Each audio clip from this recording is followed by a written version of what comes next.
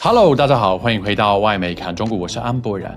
Chinese President Xi Jinping and US President Donald Trump held their much-anticipated meeting in South Korea this week, resulting in a truce of sorts when it comes to the ongoing trade war that Trump ramped up this April with his worldwide tariffs. That included China agreeing to put a pause on its newly announced rare earth restrictions, which would have had a massive impact on US tech, including military production. By most reports, the meeting eased tensions between the two sides, with Trump praising Xi as a good friend and highlighting outstanding decisions.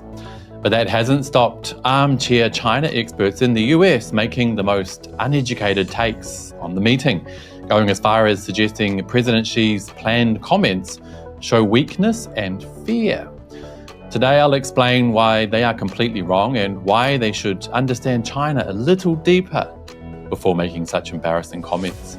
Today we'll go beyond the propaganda and check out all the details. This is Reports on China. I'm Andy Borham here in Shanghai. Let's get reporting.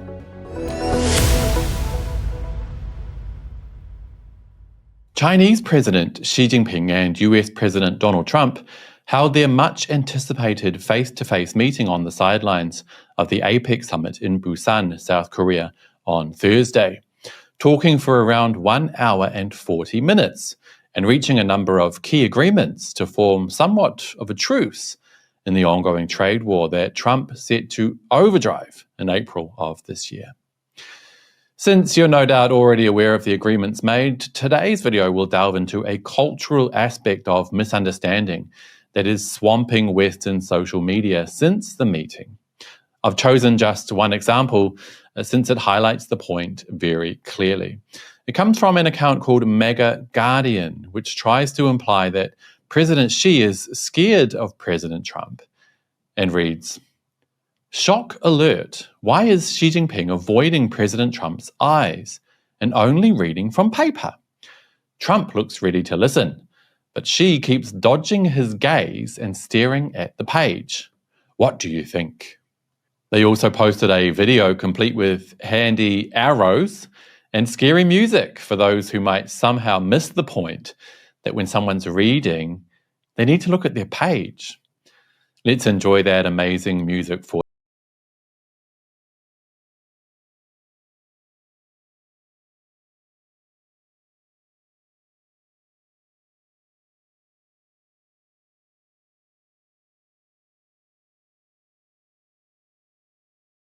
poignant.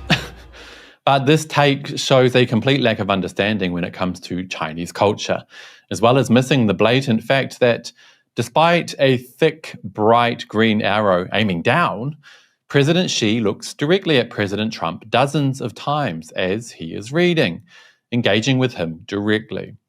But why is President Xi reading? Well, that is actually a very, very common thing with leaders here in China. Not just very senior leaders like President Xi, but also company leaders, lower level officials, and so on. Basically, it's very, very important for them to get an accurate and clear message across without accidentally veering off message or saying something they didn't intend to. Every single word is chosen carefully, allowing their message to truly reflect their intent and leaving no room for error. And what he had to say to Trump in South Korea was perhaps more important than any other occasion, since it relates directly to relations between the world's two largest economies. One slip-up could muddy the waters or even cause unintended negative consequences. On top of that, and despite what many Westerners believe, President Xi is not a dictator. It's not a matter of what he says goes. What he says publicly needs to align with the consensus of a great number of people, not least of all the Chinese nation. What he said would have been discussed at length and altered multiple times before he finally read it to President Trump on Thursday. Getting it wrong, even by a single character, could dramatically alter the meaning. That's largely because the Chinese language has so much more packed in than English, increasing the likelihood that a mistake, changes the meaning and intent of the message substantially. One Chinese character packs 4 to 5 times more semantic information than an English word. And when it comes to a paragraph, for example, Chinese is 2 to 3 times more information dense than an English paragraph. Look at it this way. In terms of President Xi's speech, it is likely up to 40% shorter than an equivalent speech in the English language, simply because so much more information is packed into every single character. So you can imagine then why Chinese leaders choose to read their speeches word for word, rather than go from memory or ad-lib like their Western counterparts.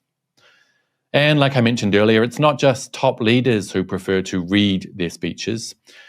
Every time I'm asked to do a speech at an event in China, even when it's in Chinese, I'm told that it's best if I memorize it and don't use notes. But at the same events, leaders will get up and read their speeches directly from a script. That's because I'm me. I'm not important, and it doesn't matter as much if I make a mistake.